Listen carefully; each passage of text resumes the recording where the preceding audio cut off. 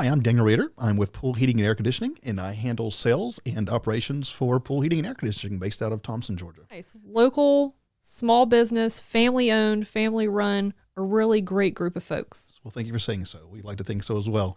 We've been in business since 2001, servicing new construction and homeowners and stores and commercial properties as well. Let's talk about what it's like getting ahead of things like this. So we've talked, I know, in passing between the two of us about maintenance plans. My family utilizes y'all's services, and we get checked throughout the year to make sure that we're trying to stay ahead of that. So let's talk on that a little bit. We like to emphasize maintenance throughout the year is because it can prevent really expensive breakdowns as well as the emergency calls that really ruin the summertime. Right. And I know that, other folks in other areas and industries, they talk about we take really good care of our cars, make sure that we're hitting the oil changes promptly, but we kind of forget to do that with our house. So what does that maintenance plan look like? How do you guys work ahead? What can people expect when you're working on their home or their commercial property? Just kind of give us a good holistic overview. Sure.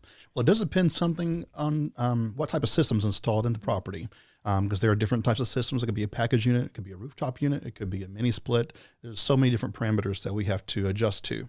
However, in general, it's going to consist of a good coil cleaning, because if a coil that is clean will breathe better, which also will allow it to function more efficiently and more quietly.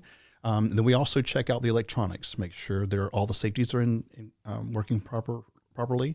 And we're going to check the refrigerant levels, of course, and we'd check the temperature difference to make sure it's cooling or heating the way it's supposed to. But it's also very important that the system is checked or maintained in the season in which it's servicing, meaning that if we're doing a heating service, it's good to be in conditions in which heating would be called for. Because if we try to check the heating and when it's 90 degrees outside, we're going to get some false information and not be able to check it as thoroughly as otherwise, and vice versa.